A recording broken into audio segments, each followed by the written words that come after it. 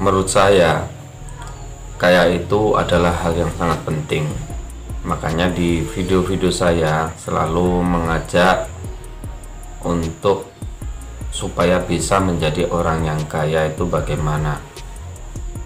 Simak terus penjelasan. Assalamualaikum warahmatullahi wabarakatuh. Alhamdulillahirrabbilalamin. Islam wal iman wa taufiqi wa kafa biyahu wa ni'mah. La haula wa la quwata illa billahil aliyil azim. Alhamdulillahirrabbilalamin. Jumpa lagi dengan saya Mata Halilintar. Kali ini saya akan membahas tentang pribadi Rasulullah Muhammad Sallallahu Alaihi Wasallam yang mulai sejak dulu itu bergerak di bidang ekonomi perdagangan sehingga beliau sangat sukses luar biasa, yang mungkin informasi ini belum kita ketahui. Makanya saya perlu untuk menginformasikan kepada teman-teman.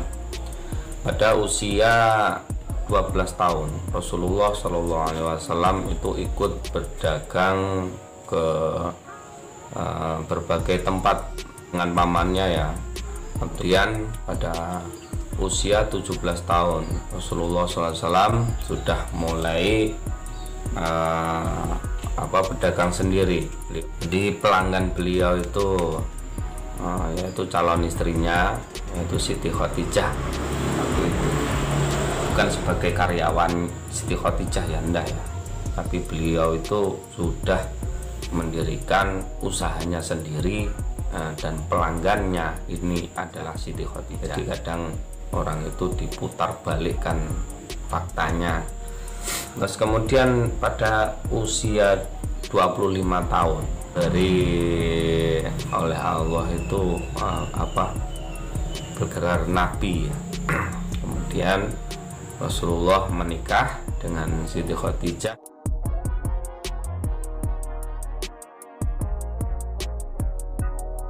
Mas kawinnya yang diberikan oleh Siti Khadijah itu adalah 20 unta merah.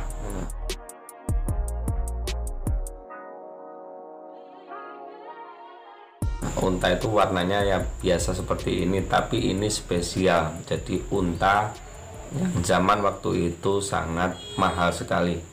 Kalau satu unta merah itu sekarang itu pokoknya mobil mewah ya, harga mobil mewah. Rasulullah memberikan mas kawinnya itu 20 unta, berarti 20 unit buah mobil. Ini sebagai mas kawinnya, berarti beliau zaman waktu itu sudah memang kaya ya, memang kaya raya. Nah, sekarang kita aja kadang punya satu mobil yang nggak begitu bagus ya, pamer-pamer ya. Ya gitu. Jadi umur 25 tahun beliau sudah sukses luar biasa. Kemudian umur 37 tahun ini bertambah sukses. Kemudian karena beliau uslah ya, ada suatu pemikiran yang membuat beliau gundah, yang di zaman jahiliyah itu sangat luar biasa tekanan yang kepada para sahabatnya. Nabi mulai mulai bergerak untuk melawan kaum Quraisy. Jadi setelah umur 40 tahun baru diberikan Allah gelar Rasulullah. Kemudian sahabat-sahabatnya juga, jadi Abu Bakar tandanya mulai sekarang ya, bangunannya yang sungguh luar biasa besar dan megah.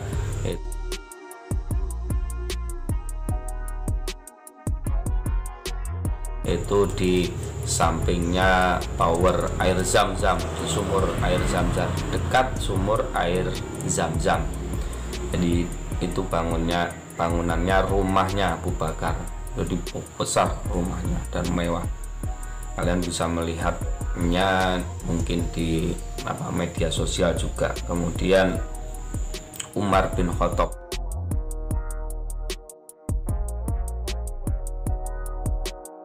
Umar bin Khattab ini sangat apa ya, sangat sederhana kehidupannya. Dia tuh sukanya tidurnya di pelepah pohon kurma, di pelepah di apa, daunnya kurma ya, di pelepah. Dia tiduran di situ seperti orang yang biasa, enggak kalau orang Jawa itu enggak ndayani ya, enggak memikirkan apapun tentang kekayaannya atau apa, yang enggak memikirkan itu. Tetapi waktu beliau meninggal dunia, tercatat di sebuah kitab ya, Al-Fiqih Al-Istishhadi li Umar ibnu Al-Khattab, itu tercatat kekayaannya zaman waktu itu ya, itu 11 triliun 200 miliar itu kekayaan beliau. Jadi bayangkan begitu luar biasanya ya. Terus kemudian Utsman ini dari sahabat 4 sahabat Rasulullah, Utsman inilah orang yang terkaya.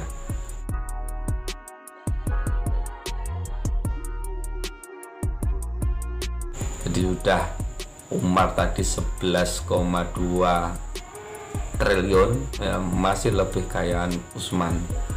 Dan mungkin sekarang masih dijumpai ya, kekayaannya masih ada, misalnya Hotel Utsman, kemudian kebun-kebun kurma Utsman dan sebagainya, masih banyak peninggalan Utsman itu, dan masih dinikmati oleh anak cucu beliau. Kemudian kalau Ali ini memang kejadiannya yang tidak kita inginkan. Waktu itu terjadi kisah yang tragis ya di Karbala.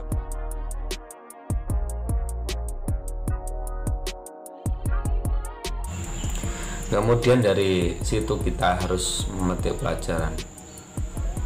Kok kenapa sampai sekarang kita itu belum sukses atau belum kaya? Jadi kita harus harus tetap berusaha, tetap berjuang keras bagaimana supaya kita kaya melalui zikir, melalui puasa, apalagi kalau bersedia zikir sholawat sampai 1000 kali dalam setiap malam. Karena ada sultan, ada raja itu selalu menggumamkan atau berzikir kepada Allah itu melalui sholawat, itu 1000 kali dalam satu malam. Paling-paling kita bertahan 40 hari udah, biasanya itu sudah maksa. Kalau insya Allah orang yang mempunyai tujuan khusus sholawat 1000 kali dalam satu malam, itu insya Allah cepat dikabulkan ya. Jadi untuk tanda-tanda orang yang mau dikabulkan hajatnya itu melalui mimpi. Banyak mimpi yang terjadi pada kita, tapi mimpi yang benar itu mestinya satu, mimpi yang benar ya, satu, kalau mau tidur harus punya wudhu. Yang kedua, bangunnya 2/3 malam, paling minim bangun jam 3 malam. Kemudian kita mimpi, itu mimpinya mimpi yang benar. Perjalanannya sebelum tidur kita kan harus ada zikir ya, zikir apa untuk meminta petunjuk kepada Allah, kira-kira apa yang perlu kita perbuat, pekerjaan apa yang perlu kita kerjakan kan gitu. Kalau belum punya kerjaan, insya Allah cepat diberikan pekerjaan. Kalau belum kaya, insya Allah ya cepat diberikan kekayaan. Kalau punya utang, insya Allah akan cepat dilunaskan hutangnya. Itu barokah dari sholawat. Tandanya itu melalui mimpi. Ada kisah-kisah yang menarik tentang mimpi ini, sampai ada ulama besar yang mengarang suatu kitab khusus mengenai mimpi, yaitu Al-Imam Arif Billah Abdul Ghani An-Nablusi. Ini ya kitabnya ya. Kitabnya sebesar setebal ini kitabnya. ini melalui mimpi, mengupas tuntas masalah mimpi, yaitu mimpi-mimpi apapun, tapi syaratnya ada wudhu, yang kedua itu melakukan dzikir, kemudian tidur dalam keadaan suci, bangunnya juga 2/3 malam atau jam 3 malam.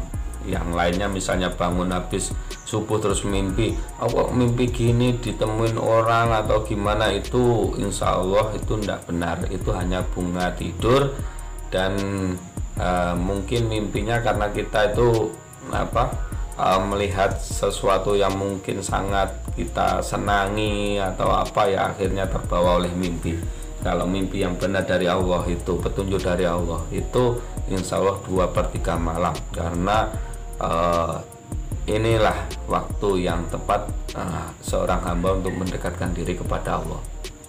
Nah, itu penjelasan yang perlu saya sampaikan, semoga bermanfaat. Marilah kita merubah diri kita dengan sholawat, menjadikan diri kita lebih sukses dan lebih kaya dari sebelumnya. Wabillahi taufiq wal hidayah. Wassalamualaikum warahmatullahi wabarakatuh.